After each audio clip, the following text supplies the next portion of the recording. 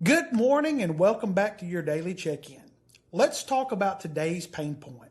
You're not unmotivated, you're simply exhausted. You slept, but you didn't rest. You stopped moving, but your mind never powered down.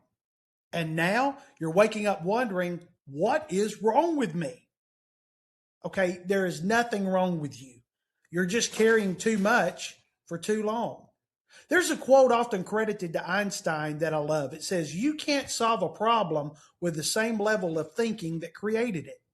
And a lot of burnout isn't from doing too little, it's from trying to muscle through life without permission to pause. So here's today's solution. Stop asking, "How do I push harder?" Start asking this instead: "What can I release?"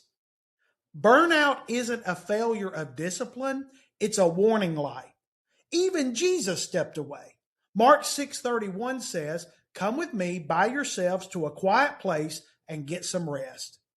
Now listen, if the Son of God needed rest, and you don't get bonus points for running on fumes. And let's add a little humor because we need it. If coffee actually fixed burnout, we'd all be healed by now and Starbucks would be a medical facility. I've learned this the hard way. I can fill a calendar and still feel empty. I can be productive and still be depleted. That's why in our community, we don't just talk about goals, we talk about capacity. Some days the challenge isn't doing more, it's doing less on purpose. That's why when we run reset challenges and simple accountability rhythms, not to push you harder, but to help you show up without breaking yourself. So here's your one permission for today. You're allowed to move slower and still be faithful. You're allowed to say no and still be called.